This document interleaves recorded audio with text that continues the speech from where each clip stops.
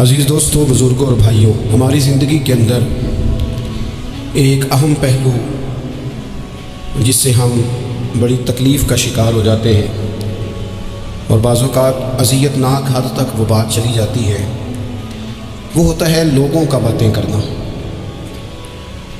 لوگ ایک دوسرے کے بارے میں تبصرہ کرتے ہیں، گفتگو کرتے ہیں۔ اگرچہ اسلام نے اسے بڑا ناپسند کیا اور غیبت کو زنا سے زیادہ بدتر قرار دیا، لیکن معاذ اللہ ثم معاذ اللہ لوگ پھر بھی اس اخلاقی کمزوری کا شکار ہو جاتے ہیں اور لوگوں کے بارے میں گفتگو کرتے ہیں۔ پھر لوگوں کی وہ باتیں جب ہم تک پہنچتی ہیں، جس کے بارے میں بات کی جا رہی ہوتی ہے، جب اس تک پہنچتی ہے تو وہ شخص بڑی اذیت کا شکار ہو جاتا ہے۔ وہ ذہنی تکلیف میں بھی آتا ہے، کرب میں بھی مبتلا ہوتا ہے، اور بعض اوقات خدا معاف فرمائے تو بعض لوگوں میں مایوسی بھی پھیل جاتی ہے۔ آپ قرآن مجید فرقان حمید کو دیکھیں تو اللہ تعالیٰ نے قرآن مجید میں فرمایا کہ وَإِذَا قِيلَ لَهُمْ آمِنُوا كَمَا آمَنَ النَّاسُ، جب منافقین سے کہا جائے کہ اس طرح ایمان لاؤ جس طرح کے باقی لوگ ایمان لائے ہیں، یعنی صحابہ کرام، قالوا تو وہ کہتے ہیں آنؤمن کما آمن السفہاء، ہم اس طرح ایمان لے آئیں جس طرح معاذ اللہ یہ بیوقوف ایمان لائے، ان کی طرح ایمان لے آئیں۔ الا وانہم هم السفہاء، اللہ فرماتے ہیں خبردار ہو جاؤ یہی بیوقوف ہیں، ولکن لا یعلمون، لیکن یہ جانتے نہیں، انہیں اس بات کی خبر ان لوگوں کو جو کائنات کے بہترین لوگ ہیں زمین پر، انبیاء کے بعد صحابہ، ان کو لوگوں نے بیوقوف کہہ دیا، باتیں کر دی۔ آپ قرآن مجید دیکھیے سورہ قلم کے اندر اللہ تبارک و تعالیٰ نے اس بات کا بھی جواب ارشاد فرمایا ہے، جب لوگوں نے کہا تھا کہ معاذ اللہ حضور تو مجنون ہے، تو اللہ نے فرمایا محبوب آپ رب کے فضل سے مجنون نہیں ہیں، بلکہ اللہ نے آپ کو خلق عظیم کا مالک بنایا ہے۔ وَإِنَّكَ لَعَلَىٰ خُلُقٍ عَظِيمٍ، لوگ بات کرتے ہیں، کر جاتے ہیں اور شوق رکھتے ہیں تبصرہ کرنے کا۔ تو میں نے بہت سارے لوگ ایسے زندگی میں دیکھے ہیں جو لوگوں کی باتوں کی وجہ سے اذیت میں آ گئے، تکلیف کا شکار ہو گئے، اور میں اور آپ تو کسی کھاتے میں نہیں۔ حضرت ابوبکر صدیق رضی اللہ تعالیٰ عنہ جیسے لوگ، افضل البشر بعد الانبیاء بالتحقیق حضرت صدیق اکبر، آپ قرآن مجید 30ویں پارے کی تلاوت میں یہ بات دیکھیں گے کہ جب حضرت ابوبکر صدیق نے غریب غلاموں کو خرید کر آزاد کرنا شروع کیا، حضرت بلال حبشی کو، حضرت عامر بن فہیرہ کو اور کچھ غلاموں کو خرید کر آزاد کیا، تو لوگ کہنے لگے کہ یہ بلال نے کبھی کوئی احسان کیا ہوگا ابو بکر پر، تبھی تو خرید کے آزاد کیا ہے، ورنہ کیا ضرورت اتنے پیسے لگانے کی، کوئی تو بات ہوگی۔ اللہ تعالیٰ نے اس کا بھی قرآن مجید میں اعلان فرمایا ابو بکر نے جو کیا ہے رب کی رضا کے لیے کیا ہے۔ تو گفتگو کرنا، بات کرنا، لوگوں کا اتنا یہ خطرناک مزاج ہے، ایک جملہ کہہ کے لوگ سائڈ پہ ہو جاتے ہیں، بندہ بیچارہ ساری رات تڑپتا رہتا ہے، ایک فکرے کا تبصرہ کر کے لوگ کونے میں چھپ جاتے ہیں، اور کسی آدمی کے لیے وہ اسے سولی پہ لٹکا جاتے ہیں، اپنی زبان کے تیروں سے لوگ پریشان کرتے ہیں۔ پہلے تو اللہ سے یہ معافی مانگے کہ رب اس جرم سے ہمیں محفوظ فرمائے، اور اب تو لوگوں کی زبانیں اتنی لمبی ہو گئی کہ وہ صحابہ تک چلی گئی ہیں، اہل بیت نبوت تک چلی گئی۔ تبصروں کے شوق میں لوگوں نے یہ دیکھا ہی نہیں کہ میری حیثیت کیا ہے اور میں بات کس کی کر رہا ہوں، میری اوقات کیا ہے اور میں تبصرہ کس پہ کر رہا ہوں۔ بے باک ہونا اور بات ہے، اور بدتمیز ہونا، ان دونوں میں فرق ہوتا ہے۔ تو میرے عزیز، ایک تو اس سے پرہیز کریں، اور پھر دوسرا آپ سے، اپنے آپ سے، سب سے ایک گزارش کروں گا کہ ایک بات اپنی زندگی میں طے کر لیں کہ یہ ہو نہیں سکتا کہ لوگ آپ کو باتیں نہ کریں، یہ ممکن نہیں، اس لیے کہ مخلوق تو فنکار ہے اس درجہ کے پل بھر میں، سنگے در کعبہ سے بھی اسنان تراشے، تم کون ہو کیا چیز ہے داغ کبابی، لوگوں نے تو مریم پہ بھی الزام تراشے۔ مخلوق تو فنکار ہے اس درجہ کے پل بھر میں، یہ تو فنکار ہے، ایک منٹ میں لوگ نکال کے لے آتے ہیں بات، ایک منٹ میں۔ امام جعفر صادق رضی اللہ تعالیٰ عنہ بیان کرتے ہیں، امام ابو نعیم نے ہلیۃ الاولیاء میں اس کو بیان کیا، حضرت امام جعفر صادق رضی اللہ تعالیٰ عنہ فرماتے ہیں کہ حضرت موسیٰ کلیم اللہ علیہ السلام نے اللہ کی بارگاہ میں عرض کی، مالک میں چاہتا ہوں لوگ میرا سوائے بھلائی کے ذکر نہ کریں، میرا ذکر کریں تو صرف بھلائی کے ساتھ کریں، خیر کے ساتھ کریں، میرے بارے میں شر کی بات نہ کریں۔ تو رب کریم نے فرمایا موسیٰ یہ بات تو میں نے اپنے لیے بھی نہیں چاہی کہ لوگ جب بھی میرا ذکر کریں خیر کے ساتھ ہی کریں، تب جب رب نے اپنے لیے نہیں چاہا تو پھر اے موسیٰ لوگ تو بات کریں گے، لوگ تو منہ میں زبان رکھتے ہیں، یہ تو گفتگو کریں گے ہی، یہ تو کریں گے۔ اب ہوتا کیا ہے، ہم ہم اس کا نفسیاتی اثر لیتے ہیں، ہم اس کا اثر لیتے ہیں۔ میں اکثر کہتا ہوں سارے لوگ ہی کانوں کے کچے ہوتے ہیں، کچھ تھوڑے زیادہ ہوتے ہیں، کچھ تھوڑے کم ہوتے ہیں۔ اور بعض لوگ کہتے ہیں اتنے لوگ فلانے بندے کی بات مانتے ہیں، تو میں نے کہا دنیا میں تو آج بھی کافر زیادہ ہیں، کافر زیادہ ہیں، شیطان کے پیروکار آج بھی، تو زیادہ ہونا کوئی حق کی دلیل ہے ہمیشہ؟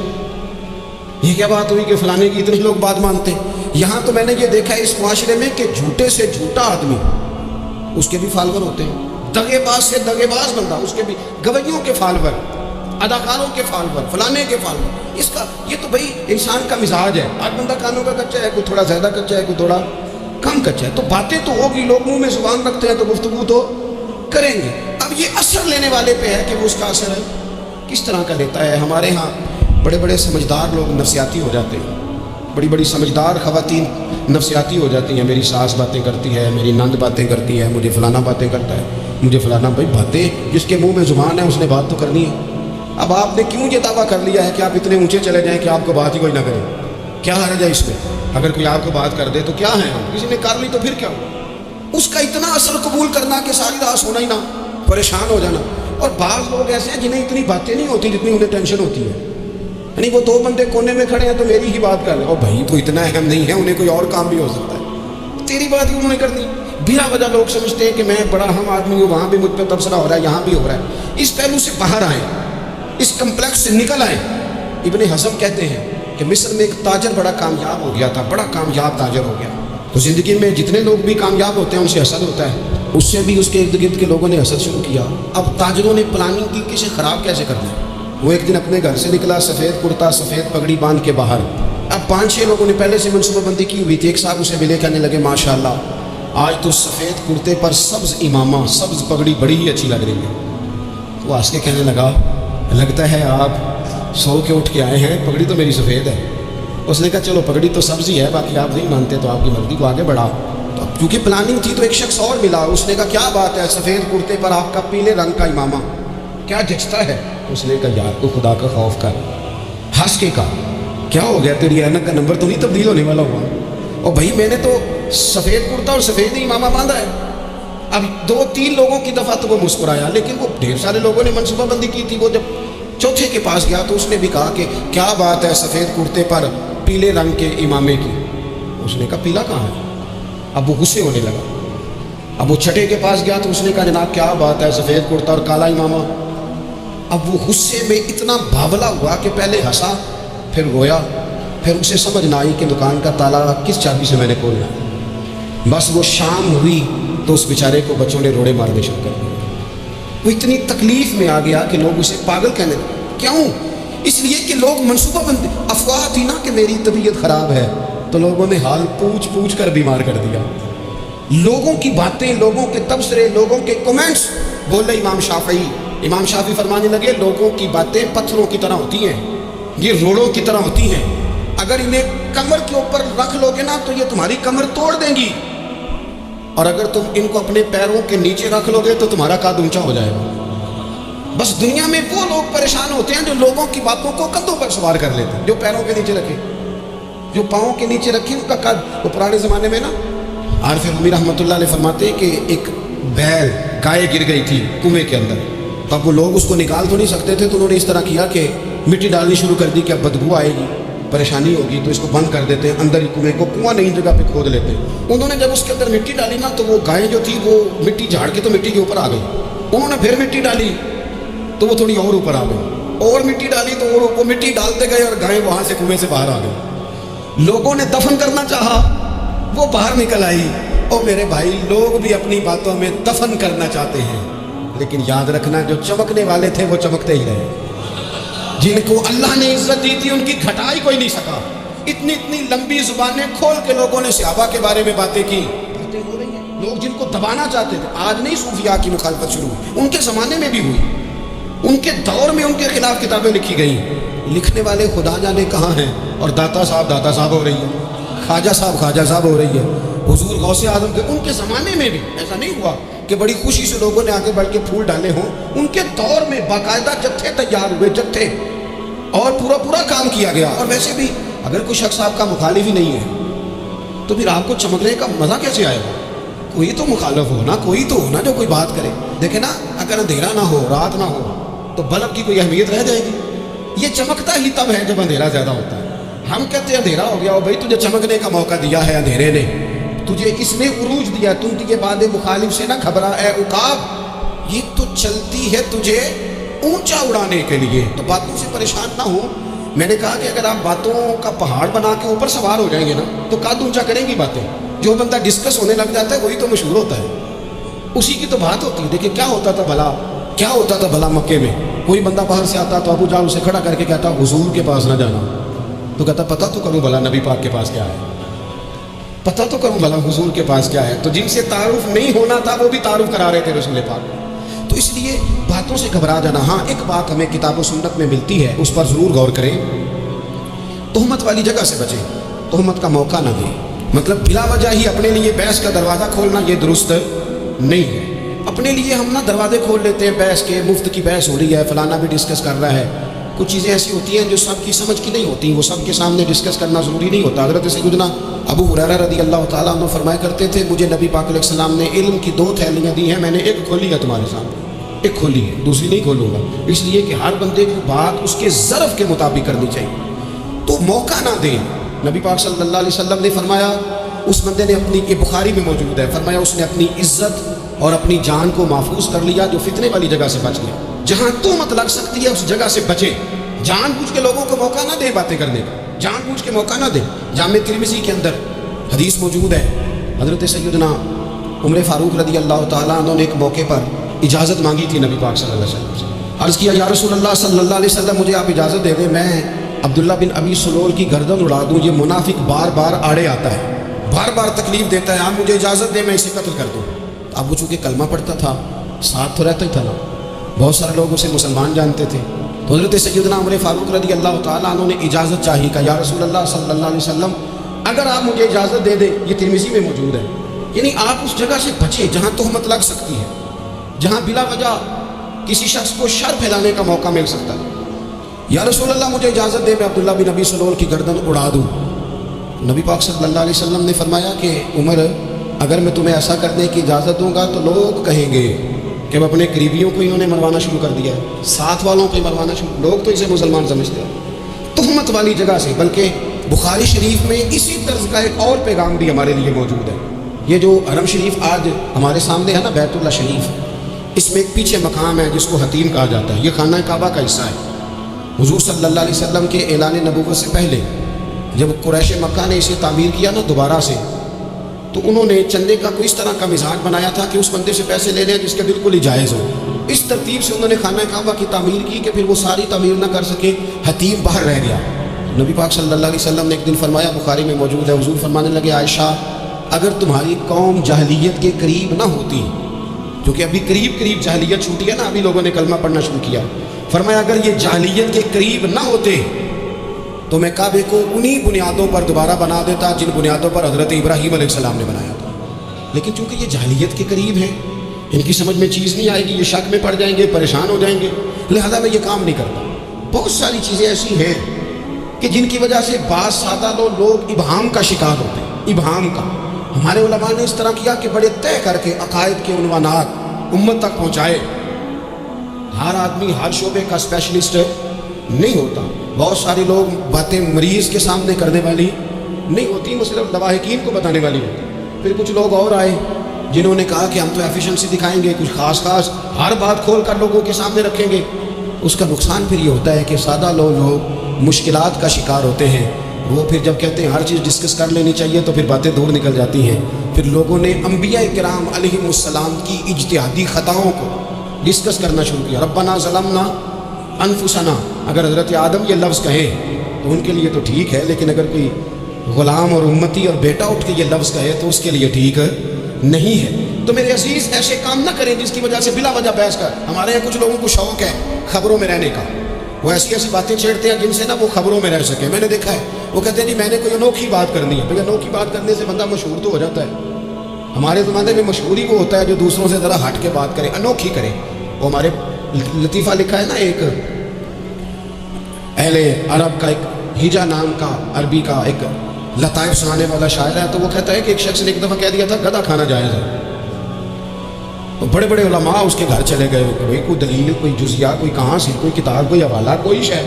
اس نے کہا روز آؤ گے ایک ایک بندے کو بتاؤں گا، اکٹھا اسٹیج لگاؤ، ایک ہی دفعہ حوالے دیتا ہوں، روز نہیں دیے جاتے۔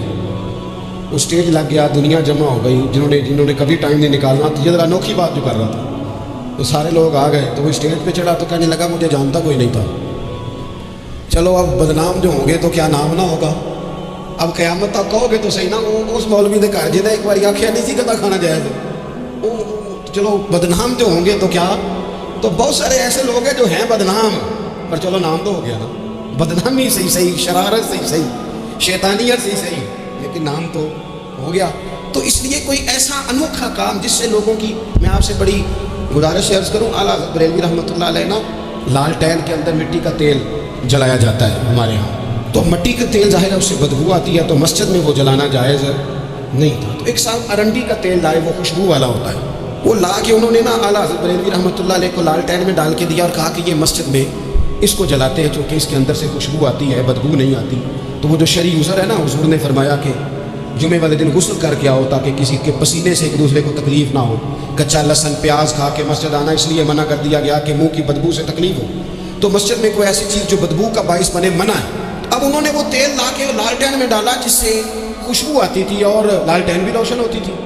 تو اعلیٰ حضرت فاضل بریلوی رحمۃ اللہ علیہ اپنے اس خادم سے فرمانے لگے کہ اب لوگ تو آئیں گے نا، تو ہمارے علاقے میں تو ساری دنیا مٹی کے تیل سے ہی چلاتی ہے، تو اب آپ نے ایک خوشبو والا تیل لا کے ڈال تو دیا ہے اس کے اندر لالٹین میں، پر یہ لوگوں کو بتائے گا کون کہ یہ تیل وہ نہیں ہے؟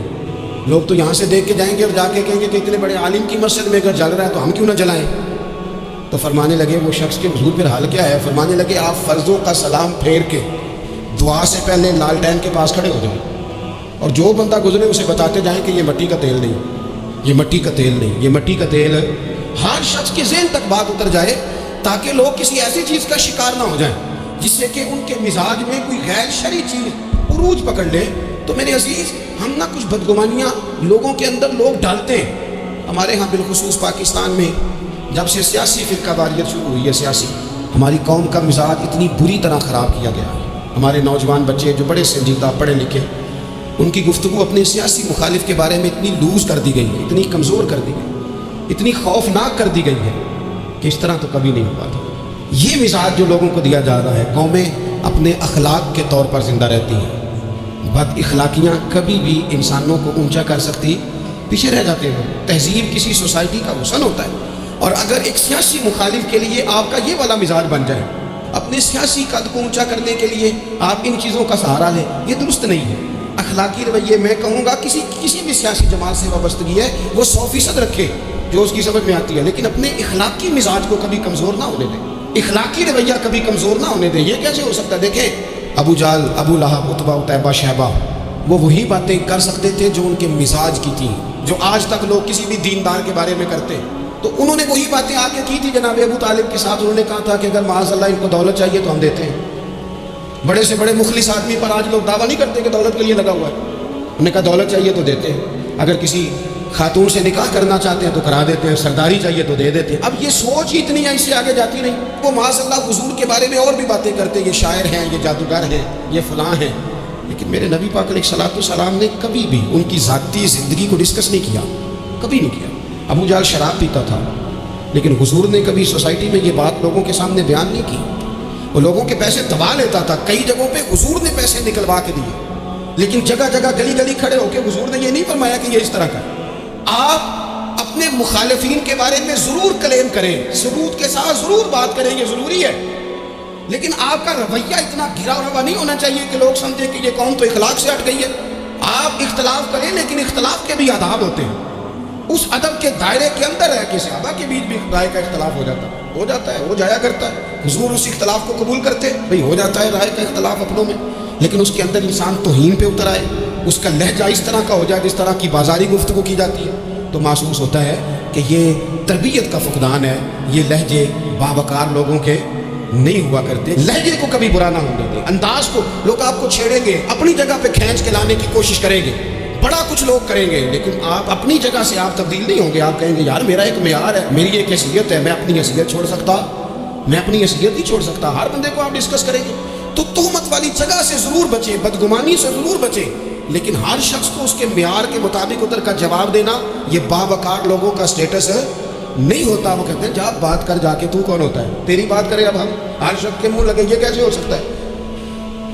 نبی پاک صلی اللہ علیہ وسلم گزر رہے تھے، صحیح بخاری میں موجود ہے. آپ کی اہلیہ حضرت صفیہ رضی اللہ تعالیٰ عنہ آپ کے ساتھ تھی. رات کا وقت تھا، حضور گزر رہے تھے تو صحابہ کچھ کھڑے تھے، تو حضور نے ایک کو بلا کے کہا کہ یہ میری بیوی ہے صفیہ. عرض کرنے لگے حضور مجھے میری ماں روئے، میں کوئی آپ کے بارے میں بدگمانی کرتا. تو حضور نے جواب میں کیا کہا؟ محبوب فرمانے لگے جس طرح رگوں میں خون گردش کرتا ہے نا، شیطان بھی اسی طرح ہی گردش کرتا ہے. گویا حضور بتا رہے ہیں کسی وقت بھی بدگمانی پیدا کر دیتا. میں تمہیں بتا رہا ہوں کہ اپنی اہلیہ کے ساتھ جا رہا ہوں، میری بیوی ہے. کوشش کریں کہ آپ اس جگہ سے بچیں جہاں باتیں ہو رہی ہوں. اور اس پہلو پہ تیسری گزارش اس عنوان پر یہ ہے کہ اگر کسی کے بارے میں باتیں ہو رہی ہوں تو فٹافٹ اس کا حصہ بننے کی کوشش نہ کریں، بلکہ آپ کے پاس جب تک کوئی شرعی ثبوت نہیں ہے تب تک آپ اس بات کا حصہ نہ بنیں. ہمارے یہاں بات ہو رہی ہوتی ہے تو دو چار بندے دوڑ کے نا اپنا بھی حصہ ڈالتے ہیں. بلکہ میں بڑی ذمہ داری سے یہ بات عرض کروں گا، بات لمبی ہوتی تب ہے جب کوئی بندہ درمیان میں کہہ دیتا ہے نا نہیں تجھے تو تھوڑا پتہ ہے، تھوڑا میں بھی کرتا ہوں. وہ کئی دفعہ وعدہ معاف گواہ بن جاتا ہے، جا کے دوسروں کو خبر کرتا ہے اس نے یہ کہا ہے.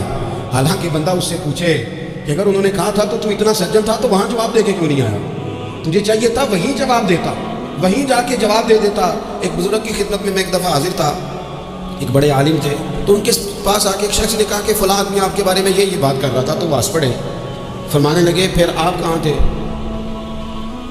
کہنے لگے میں وہیں تھا. فرمانے لگے میرا اور آپ کا رشتہ کس طرح کا ہے؟ کہنے لگے جی میں تو شاگرد ہوں، ارادت مند ہوں. تو فرمانے لگے پھر آپ میرے پاس سوال لے کے آ گئے ہیں، آپ نے وہاں جواب کوئی نہیں دیا. فرمانے لگے اب تو میرے سامنے بیٹھ، پہلے اس سوال کا جواب میں تجھے دوں، پہلے تجھے قائل کروں. اگر تو قائل ہوتا نا تو پھر تو یہ بات لے کے میرے پاس نہ آتا، پھر تو وہاں تو کلیئر کر آتا. تیرے اندر کجی ہے، تو بات کا حصہ بنا ہے، اور میرے نزدیک اس سے بڑا تو مجرم ہے کہ تو نے بات کو سنا ہے. وہ تو کوئی ہے، تو اپنا تھا، تو نے اپنا ہو کے یہ باتیں سنی، تو نے ہاں کی، تو وہاں بیٹھا رہا، تو اپنا تھا. اور حضور نے فرمایا محبت تو بندے کو اندھا بہرا اور گونگا کر دیتی ہے. جو کسے دا عاشق ہوئے ہوتے گل اسے دی کردا ہے، 100 مکر بہانے کر کے وہ دے مرنے مردا ہے. تو نے سن کیسے لی؟ تیرے کانوں نے گوارا کیا؟ پہلے تو مطمئن ہو نا. تو اگر مطمئن ہوتا تو بات آگے وہیں جواب دے کے آتا. تو ہی غیر مطمئن ہے تو میں کسی اور کو کیا جواب دوں؟ تو مدد کریں اپنے بھائی کی اس معاملے میں کہ اگر آپ کلیئر ہیں تو پھر آپ اسے وہی کلیئر کریں کہ یار میری بات سن، یہاں تک تو بات ٹھیک ہے، اس بات کا میں گواہ ہوں، یہ ہو سکتی نہیں. اور نبی پاک کا یہ طریقہ ہے. مسند امام احمد بن حنبل میں حدیث موجود ہے، حضرت عبداللہ ابن مسعود رضی اللہ تعالیٰ عنہ، کمال آدمی حضرت عبداللہ ابن مسعود. حضور نے فرمایا عبداللہ ابن مسعود سے قرآن سیکھا کرو، یہ اسی طرح پڑھتے ہیں جس طرح میرے اوپر نازل ہوا تھا. حضرت عبداللہ ابن مسعود کو نبی پاک علیہ السلام نے فرمایا درخت پہ چڑھ کے ذرا میرے لیے مسواک تو اتار دو. حضرت عبداللہ ابن مسعود کی پنڈلیاں پتلی پتلی تھی، ٹانگیں پتلی تھی. وہ درخت پہ چڑھے، ہوا چلی تو کپڑا تھوڑا ہٹ گیا، تو بعض لوگ ان کی پتلی پنڈلیوں کا مذاق اڑانے لگے. معاذ اللہ، دیکھو کیسی باریک باریک پنڈلیاں ہیں، کیا انداز ہے. اب حضور بیٹھے ہیں نا، تو انہوں نے جو بات کی تھی وہ بات بھی درست تھی، پنڈلیاں واقعی پتلی تھی، اور کوئی بھی اس انداز میں دیکھتا تو شاید مسکراتا. جب انہوں نے کہا نا دیکھو پتلی پنڈلیاں، تو حضور نے ہمارے لیے طریقہ کیا چھوڑا، ہمارے لیے سیرت کیا چھوڑی. حضور سید عالم فوراً ارشاد فرمانے لگے، نبی پاک فرمانے لگے چپ کرو، تم میرے عبداللہ کی پنڈلیوں کو پتلا پتلا کہہ رہے ہو نا، قیامت کے دن جب میزان لگے گا اور ان پنڈلیوں کا تمہیں وزن پتہ چلے گا، پھر پتہ چلے گا میرے عبداللہ کی شان کیا ہے. یہ بڑی وزنی پنڈلیاں ہوں گی، جب ان کا میزان پر وزن تو آپ دفاع کریں. نبی پاک صلی اللہ علیہ وسلم نے فرمایا اگر کسی جگہ تیرے بھائی کی عزت پر حملہ ہو رہا تھا اور تو بچانے پر قادر تھا، اور تو نے اس کی عزت سے اس شر کو روک دیا، کہا نہیں یار ایسی بات نہیں ہے، تم غلط کہہ رہے. فرمایا اگر تم کسی کی عزت کا دفاع کرو گے تو فرمایا جہاں تمہاری عزت خراب کی جا رہی ہوگی رب وہاں تمہاری عزت کا دفاع فرمائے گا، اللہ تمہاری عزت کا محافظ بن جائے گا. لیکن ہم کیا کرتے ہیں، ہم لوگ باتیں کر رہے ہوتے ہیں تو ہم ان باتوں میں ایک بات اور شامل کرتے ہیں، ہم ان باتوں میں ایک بات اور شامل کر لیتے ہیں اور انداز اختیار کر لیتے ہیں، اور جو آپ کے حق میں ہے اس نے مخالف نہیں ہونا، اور جو مخالف ہے اس نے کبھی حق میں.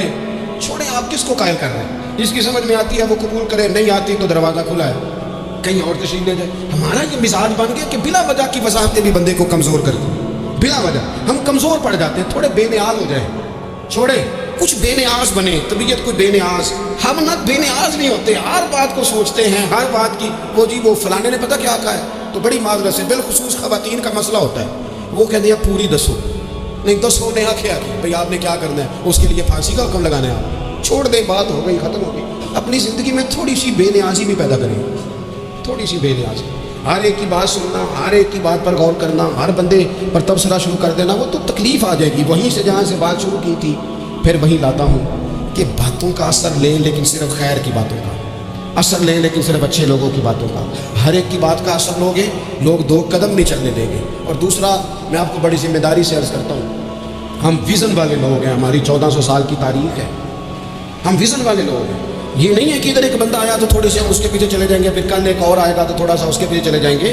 یہ تو وہ لوگ ہوتے ہیں جن کے پیچھے بنیاد نہیں ہوتی، اور جن کی پوری بنیادیں ہونا، وقت زیادہ ہو گیا ورنہ میں آپ کو اپنی سند پڑھ کے بتاتا کہ ہماری سند امام بخاری تک کیسے جاتی ہے اور امام بخاری کی رسول پاک تک کیسے جاتی ہے۔ یہ تو ایک تسلسل ہے، تو اس لیے بڑی جلدی آزمائش کا شکار نہ ہوا کریں۔ باتیں کس لیے؟ جو بندہ ویلا ہے اس نے بھی 4 باتیں تو ہر بات کا اثر نہ لے۔ بالخصوص جوانوں سے کہتا ہوں، ٹارگٹ اچیو کرنے کے لیے سب سے پہلے تو مقاصد کا تعین کرے، جانا کے دور، پھر اس پہ لگ پڑے۔